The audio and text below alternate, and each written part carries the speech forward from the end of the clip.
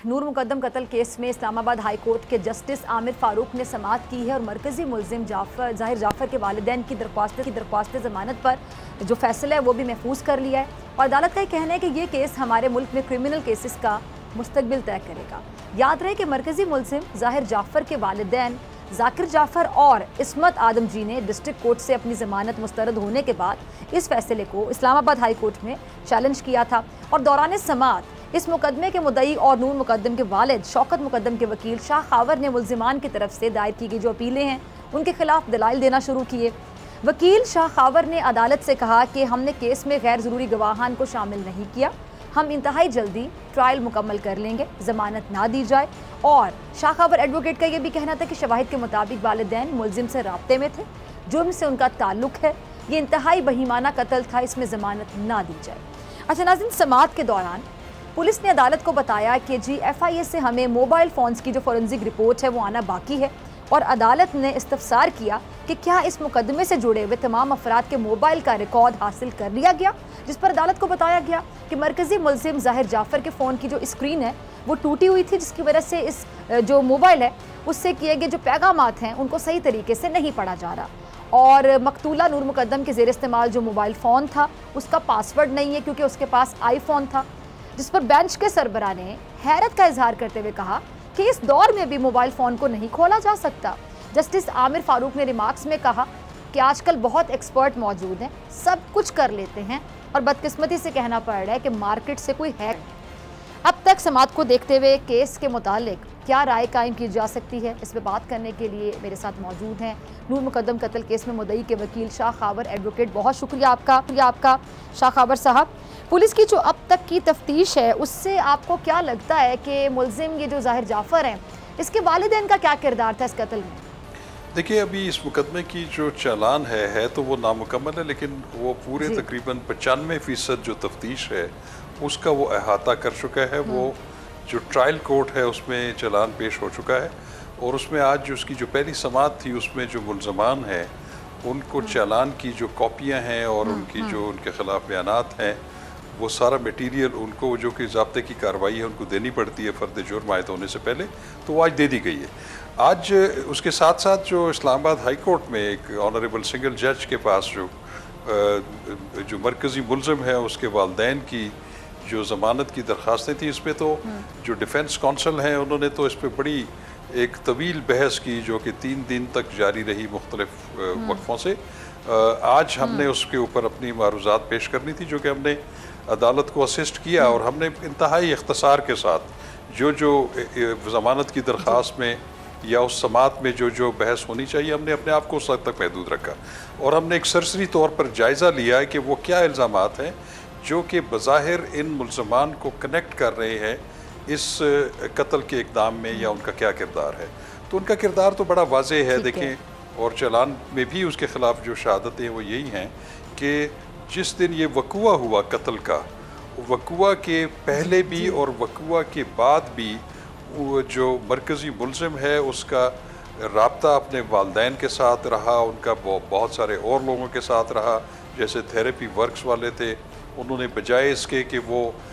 इस बात को जब उनको इल्म हो गया कि वो जो मरहुमा है मकतूला, उन्होंने वक़ुआ से थोड़ा देर पहले जो है छलांग लगा के नीचे भागने की कोशिश की थी और इसकी इत्ला उनको उनके मुलाज़म ने दे दी थी मरकज़ी मुलज़िम के वालिदैन को, लेकिन उन्होंने बजाय इसके कि वो उनको कहते या ख़ुद भी पुलिस पर रिपोर्ट करते, उन्होंने बेहतर ये समझा कि इसको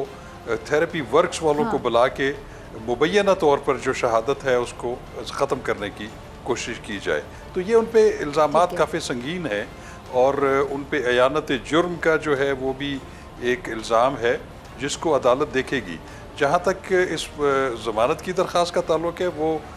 ऑनरेबल सिंगल जज ने उसकी समाअत मुकम्मल करके उस पर फैसला महफूज कर लिया है। किसी भी वक्त भी वो फैसला जो है वो सुनाया जा सकता है। ठीक है। अच्छा शाह खावर साहब, पुलिस ने अपनी रिपोर्ट में कहा है कि जी अगर मुलजिम के जो वालिद हैं जाकिर जाफ़र अगर पुलिस को बर वक्त इतला दे देते तो नूर मुकद्दम कत्ल होने से बच सकती थी, अगर वो बर वक्त इतला दे देते। और पुलिस के मुताबिक जो जाकिर जाफ़र है उसने इस वाक़े में अपने बेटे की बाकायदा मदद की है। तो पुलिस की जो रिपोर्ट है ये मुलजिम के वालिद को और वालिदा की जो ज़मानत है मुस्तरद करने में फ़ायदा मंद साबित हो सकती है, किस हद तक हो सकती है आपके मुताबिक? जी बिल्कुल, पुलिस का मौक़िफ़ जो है वो बिल्कुल हकीकत पर मबनी है और वो सिर्फ एक उनका दावा नहीं है, वो तो साबित होता है कॉल डेटा से, जो कि कॉल जो टेलीफोनिक रिकॉर्ड जो हासिल किया गया है, उसमें जैसे मैंने पहले भी अर्ज़ किया कि मरकज़ी मुलज़िम की अपने वालिदैन और बहुत सारे लोगों के साथ रब्ता जो है वो साफ नज़र आ रहा है। और उसको एक जो है वो जो CCTV रिकॉर्डिंग है वो भी सपोर्ट कर रही है बहुत सारी चीज़ों को, जिसमें इनकी इन्वॉल्वमेंट जो है वो बिल्कुल सामने नज़र आ रही है। तो ये बिल्कुल दुरुस्त बात है कि अगर वो बर वक्त जिस वक्त नूर मुकद्दम ने ऊपर से छलांग लगाकर अपनी जान बचाने की कोशिश की, जिसकी इत्तला उनके मुलाजिम ने मरकज़ी मुलज़िम के वालिदैन को कर दी थी, अगर वो उस वक्त पुलिस को इंटरवेंशन के लिए कह देते तो अगर बर वक्त पुलिस आती तो ये कम से कम मर्डर जो है ये कमिट ना होता। ठीक ठीक। अच्छा, सबूत चाहिए होते हैं ज़ाहिर बात है अदालत को फैसला करने के लिए, जैसे कि आपने भी कहा शाह खबर साहब की ये जो चीज़ें हैं सामने CCTV फुटेज भी आ गई तो उससे भी ये सारी चीज़ें वाज़े हो सकती हैं। अच्छा, जो फ़ोन रिकॉर्ड है वो बड़ा मैटर करता है और ये उसकी जो फ़ोन की स्क्रीन है वो टूटी हुई थी, इसकी वजह से उस मोबाइल से जो किए गए पैगाम आते हैं, मैसेजेस हैं, उनको सही तरीके से नहीं पढ़ा जा सकता। और इस पर जो बेंच के सरबरा है उन्होंने भी हैरत का इजहार किया है कि जिस दौर में भी मोबाइल फ़ोन को नहीं खोला जा सकता। तो आप क्या समझते हैं कि पुलिस के लिए इस केस के लिए, इसके फैसले के लिए किस हद तक ज़रूरी है कि उसके फ़ोन का जो डाटा है वो हासिल किया जाए? क्या तफ्तीशी जो अफसरान इस चीज़ पर ईमानदारी से काम कर भी रहे हैं आपके मुताबिक? देखिए, बात यह है कि जो मुअज़्ज़ज़ अदालत ने जो अपनी ऑब्जर्वेशन दी, जो उन्होंने तशवीश का इजहार किया कि वो कैसे उसका डाटा जो है या वो कैसे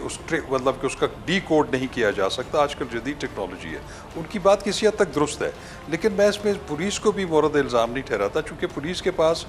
वो वाली टेक्नोलॉजी नहीं है। ऐसे जो साइंटिफिक जो तहकीक है उसके लिए फेडरल इन्वेस्टिगेशन को भेजना पड़ता है, उनके पास लेबॉर्ट्री है जिसमें ये सहूलत मौजूद है। अब चूंकि उन्होंने ये कह दिया है कि इसकी स्क्रीन जो है वो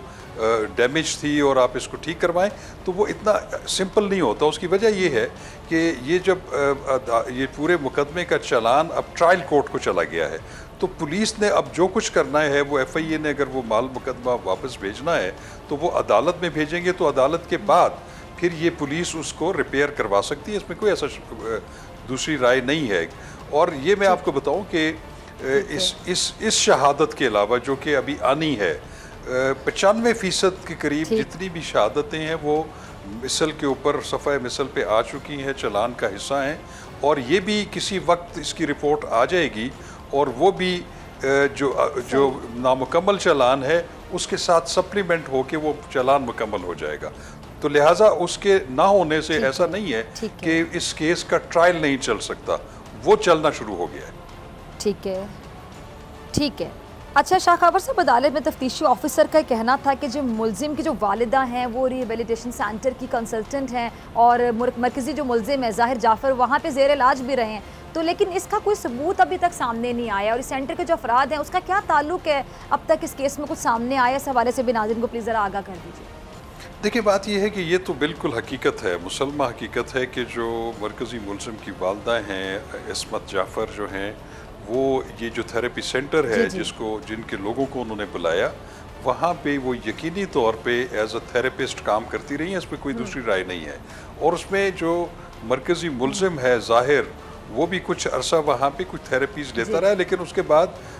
दिलचस्प अमर ये है कि उसको बतौर थेरेपिस्ट दूसरे लोगों के जो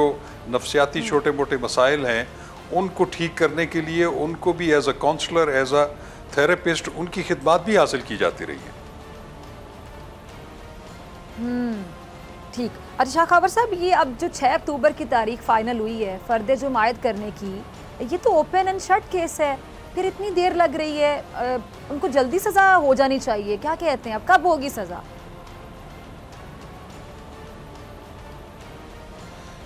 देखिए डॉक्टर फैज़ा, मैं आपको एक बात बताऊं, देखिए जो भी हमारा क्रिमिनल जस्टिस सिस्टम है उसमें जो मुल्ज़मान होते हैं उनको अपने दिफा का पूरा मौका दिया जाता है और ये एक बुनियादी हक भी है मुल्ज़मान का। हमारे आइन का आर्टिकल 10(10)A है, वो ये कहता है कि आप किसी भी क्रिमिनल या सिविल मुकदमे में फ़रीक़ैन को अपने पूरे दिफा का मौका दें, हम उसको डिनाई नहीं करेंगे। लेकिन एक बात मैं आपको बताता चलूँ कि ये जो हमारे पास ज़्यादातर शहादतें हैं ये साइंटिफिक बुनियादों पे हैं, और ये भी एक मुसलमा उसूल है कि साइंटिफिक शहादत जो है वो झूठ नहीं हो सकती, वो झूठ नहीं बोल सकती। एक इंसान जो है वो तो ज़रूर एक झूठी गवाही दे सकता है, लेकिन साइंटिफिक बुनियादों पर दिए गए नताइज जो हैं वो बिल्कुल मुसलमा होते हैं, और इस केस में हमारे पास जो ज़्यादा सबूत है वो साइंटिफिक बुनियादों पे हैं। इसी हवाले से मैं कहना चाह रही थी ना शाखावर साहब के ज़ाहिरी बात है, एक तरीका होता है फ़ैसला जब किया जाता है, दिफा का हक बिल्कुल होता है, बिल्कुल आप सही कह रहे हैं, बजा फरमा रहे हैं, लेकिन जब इतने सबूत हों, साइंटिफिक सबूत जैसा कि आपने कह दिया, तो फिर तो ये वाकई मतलब जल्द से जल्द ये केस का फैसला आ जाना चाहिए। बहुत से लोग जो हैं उनके सेंटिमेंट्स, इमोशंस बाकायदा अटैच हैं इस केस के साथ। टीवी पे लोग सुनते रहे, और जिस तरह उस लड़की के साथ हुआ, जो जुल्म हुआ, एक जुल्म की दास्तान रकम हुई, तो तमाम लोग मुंतज़िर हैं, सिर्फ उसके खानदान वाले नहीं, आप नहीं, बल्कि तमाम लोग मुंतज़िर हैं कि जल्द अज जल्द इस मुलजिम को, इस मुजरिम को कैफरे किरदार पे की सज़ा तो मतलब मिले ना कोई। जी जी, आपका लास्ट कमेंट। जी बिल्कुल डॉक्टर साहब, मैं आपको बात बताऊं कि चूंकि जिस मुअज़्ज़ज़ अदालत में ये अभी जिसका ट्रायल शुरू होना, उसमें पहले भी बहुत सारे केसेस जो हैं वो ज़ेर समाअत हैं, तो वो जो ट्रायल कोर्ट है उसको भी मैनेजमेंट करनी पड़ती है, क्योंकि वो एक से ज़्यादा केसेस सुन रहे होते हैं। लेकिन जिस तरीके से उन्होंने इस पे एक शॉर्ट एडजर्नमेंट दी है और अगली तारीख के ऊपर फ़र्द जुर्म आयद हो जाएगी, और हम उम्मीद करते हैं कि जो मुअज़्ज़ज़ अदालत है, ट्रायल कोर्ट, वो इसको ज़्यादा इल्तवा नहीं देगी, और इसका जल्द अज जल्द समाअत मुकम्मल करने के बाद, और हम भी इसमें जो इस्तग़ासा की शहादत है वो कोशिश करेंगे कि जल्द अज जल्द बिला किसी ताख़ीर के हो जाए। लेकिन उसके बाद जो उनका दिफा का हक है वो हम डिनाई नहीं कर सकते, वो उनको पूरा दिया जाएगा जो कानून उसकी इजाज़त देता है। लेकिन मैं समझता हूँ कि ये ज़ाब्ते की तमाम कार्रवाइयाँ पूरी होने के बाद, उनको दिफा का मौका देने के बाद जल्द अपने मंतकी अंजाम तक पहुँच जाएगा। ठीक है रिशा खाबर साहब, बहुत शुक्रिया आपके वक्त के लिए। सब्सक्राइब करें और बेल दबाएं ताकि कोई खबर रह न जाए।